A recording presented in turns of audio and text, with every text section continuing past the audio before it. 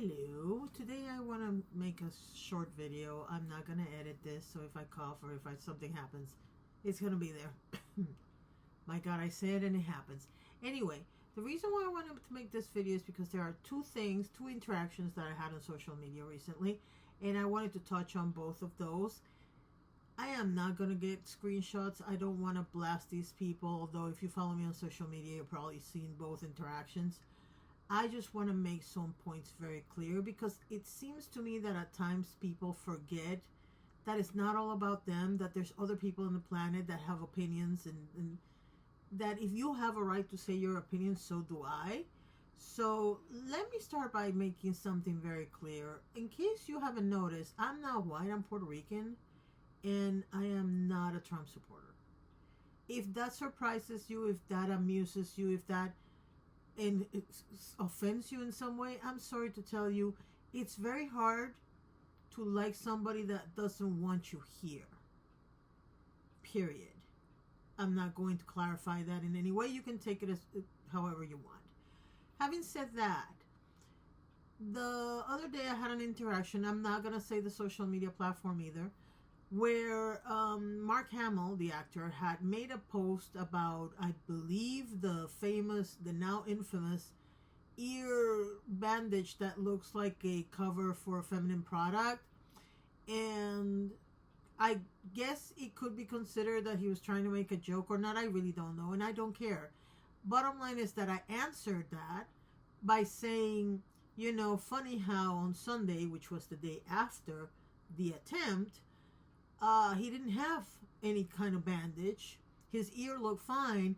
More importantly, I don't know if anybody else noticed in that video, he was playing golf. I didn't see any Secret Service with him on the cart or anywhere around him. Am I saying that there wasn't that there was nobody? No, I'm not saying that. What I'm saying is that in the video that came out, he looked pretty okay, and he looked like he was having a good time playing golf. The reason why I bring that up is because he has a habit of doing things to, whether it's staged or not, to make it look like nothing bothers him when they're minor things. And then he gets upset over, I'm sorry, I'm saying it backwards. When it's major things, he acts like it doesn't bother him. And when there's minor stupid stuff, he gets very offended. If you don't believe me, look at his Twitter feed and you'll understand what I'm trying to say. Anyway, let's go back to the interaction. The reason why I'm bringing up that interaction is not because Mark Hamill acknowledged me. He doesn't know I exist. That wasn't the point of me I just posted a comment. I'm one of millions of people that looks at his feed. What I thought was interesting is that I had somebody that I used to like a lot, and she is,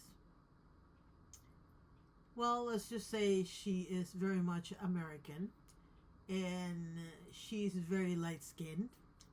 If you got it, you got it. If you didn't get it, you didn't get it. I don't care. Bottom line is she knows exactly who I am in terms of my ancestry, my genetical makeup, let's put it that way. And she said something to the effect of, it's not funny people died there. Unfortunately for her, I actually did research on the person who passed away and found some very disturbing posts by this person. This person doesn't want me here either. He's a true Trump supporter. You know, when people say, well, all Trump supporters are bad, I don't believe that. I do believe there's a lot of people that have allowed the media to let them know what to think about this man. And they're wrong, but it is what it is. I do, however, know that this person knows, okay? But I know that she didn't know what the victim had said. I don't care. Do your research. I'm not Google. Bottom line is that I answered that person with something to the effect of, that person was not nice either. I can be very upset about the fact that that person died, and I still don't have to like that person. And what I meant by that is really simple.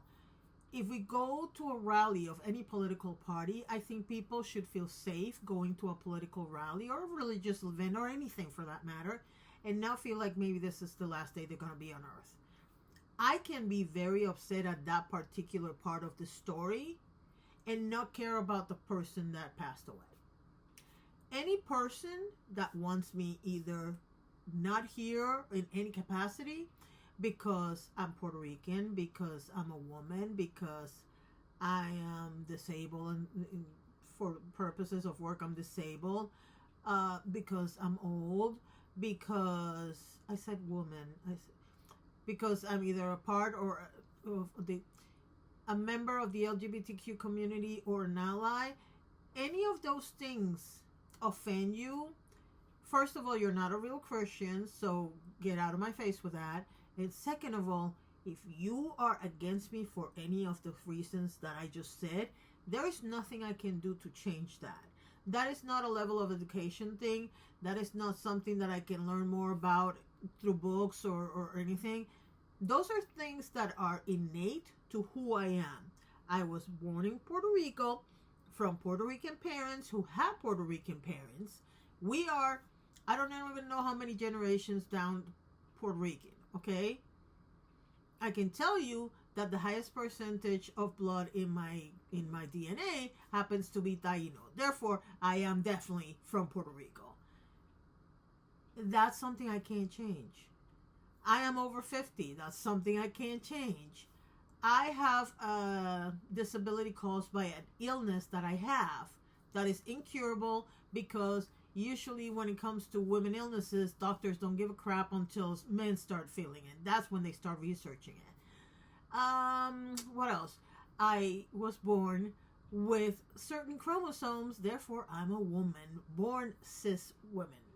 And by the way, I am not offended by the fact that somebody calls me a cis woman. It is what it is.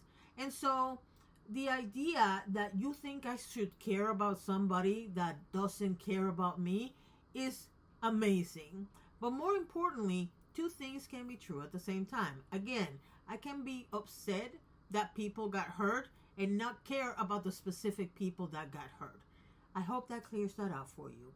Now, in a related matter, I made a video about a company called Sticker Mule recently, and one person that came on the comments trying to be a smart behind or something decided to say their own summary of the thing.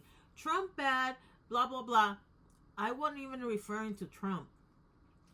Let me be very clear about this. And keep in mind that those two people, I decided not to engage with them anymore because I wanted to make a video about it and get it over with, because I am not engaging with you. I'm not giving you 5 more minutes of my time after I say what I'm about to say. First of all, you came to my channel. If you've never figured out that I don't like Trump, that's a you problem, not a me problem. Number 2. That video wasn't about Trump. That video was about a company. I don't care who it is, and I don't care who they believe in, religiously or politically. You keep your mouth shut when it comes to those kinds of things, if you want to have a successful business. Why? For several reasons. Number 1, and maybe this is an age thing. That's because I was raised this way, okay? But whenever you talk about politics, especially in the United States, especially in the current environment that we're in, and this has always been the environment in Puerto Rico, which is why I was raised like this, you as a CEO or as a president of a company usually keep your political thoughts to yourself, because at the end of the day, your customer base, and this is true for anybody, even me, as people that watch me, your customer base is always going to be composed of 3 parts. Let's do it the 33, 33, and 33%. 33% like you, 33% hate you, and 33% people are swingers. They swing from one side to the other.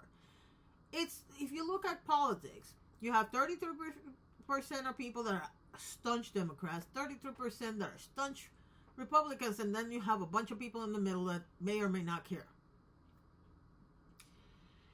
And that is true for any company. You will have 33% of people that agree with you and or don't care for your political beliefs. They're going to support you no matter what. You have 33% of people that are not going to agree with you. and therefore they're not going to support you and they're not going to buy your products. But then you have 33% of people who will swing based on the idea that has been discussed. And that is the 33% that can make you or break you. Because as much as you're going to have people that are going to support you because you stood by your beliefs, you're also going to have part of those people that are going to be very upset by what you say. And let me be very clear about what this person said. This person was talking about violence, okay? And about how people are being hateful and whatnot. Meanwhile, this man was making fun of somebody for their weight. That's not very lovable. That's not very loving. Okay? Number two, this person went on a couple of days later to say that he was giving a $2,500 bonus to all his employees because they were getting death threats. The things that he showed didn't show who they were been written to, so we don't know if they were meant to him or to his employees. Either way, that's bad. Did he have to compensate them for the troubles? I don't know. I'm not a business owner right now, but I can tell you one thing: there is no reason in this world why he had to bring it up, unless he wanted to make himself look good. That's not a way to run a business. It's irrelevant for me if he's supporting Biden or Trump. You know why? Because at the end of the day, if he would have said the same thing about Biden, he would have had a problem because half of the audience was not going to like it. That's just common sense. So for you to come at me sideways because I don't like Trump, let me also say something else. I'm very much aware that I have some viewers that like Trump, and they know that I don't like him. They have a choice to make. They can either like me or dislike me. They're not going to change my mind about who I like. Neither are you. And more importantly, let me be very clear about something that you said that was the reason why I decided to make this video. You used quite possibly the oldest cliche in the book to try to come back at me. Because I said on the video that if you really wanted to have a conversation, read Project 2025 and give me one good reason why I should vote for Trump. And you went ahead and said, and here's the cliche, I'm a gay man who lives in San Francisco. Now, it might be a true cliche, but it's still a cliche. Something tells me you're not, but let's say you are.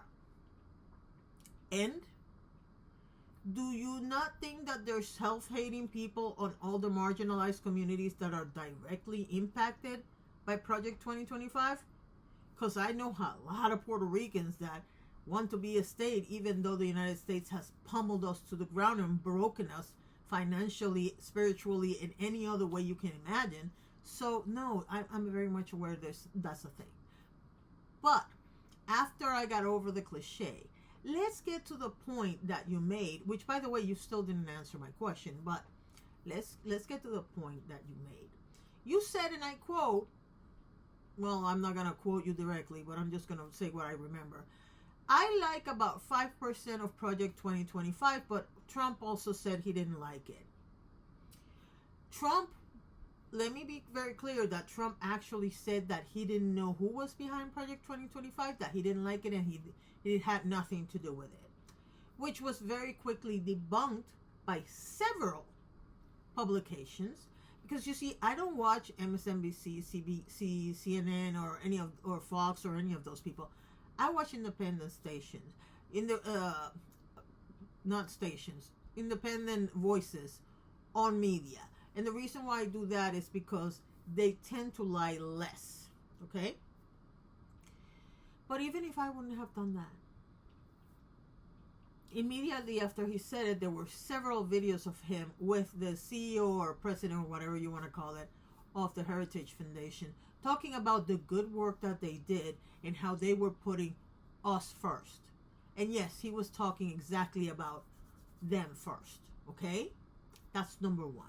Number two, and this is the one that debunks you and everybody else who likes to believe stuff without questioning it, was that no sooner had Trump said all that stuff, that I think his name is Mike Johnson, he's the one in Congress, said that on day one of the Trump presidency, he was going to make Project 2025 a reality.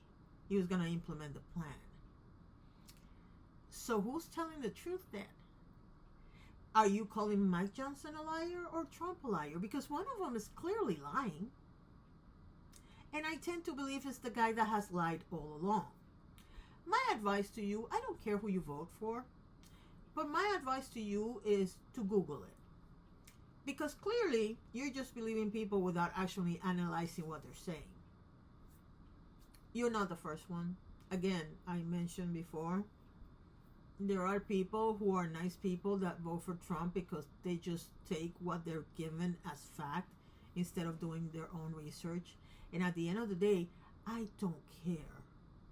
If you are in favor of a person that doesn't want me here, and I'm not referring to the United States, we have nothing to talk about. If you're going to defend bad people because you don't want to look bad, you are looking worse, and I don't have to like you either. And I hope that that clears for you where I stand. Because no amount of you trying to push me to say something that is not true or that is not true to me, that doesn't go with my values, is going to make me go against my own values and support somebody that is. And by the way, clearly you haven't been here long enough. If you would have known that I was a huge fan of Donald Trump until certain things happened. I was actually supporting. I remember when he got divorced from his first wife and how she accused him of very violent acts, and all of a sudden everything got buried and she got a ton of properties, and I knew that was a very simple shut up and I'll give you whatever you want in the divorce. I remember when he married Marla Maples, who, by the way, was the other woman that destroyed his first marriage. I'm pretty sure she was not the only one. She was just the one he got caught with. I remember when he actually said that the Central Park Five were guilty, and when evidence was presented that debunked it and they got released, he said they should kill them, they should arrest them and have them killed anyway. Yeah. I remember everything about Donald Trump because I was a huge fan of Donald Trump, and even though with the red flags, I still supported him. So don't come and tell me anything about Donald Trump because I know Donald Trump very well. And I still don't support him. And I don't support anybody that supports Project 2025. And I definitely don't support people that sit around posting on social media horrible things. Now, that doesn't mean I would go and have them fired for having their opinion. They have a right to their opinion. I just don't have to like them. I think I've said enough. Y'all have a good night. I'm going to bed. Thank you for watching. Bye.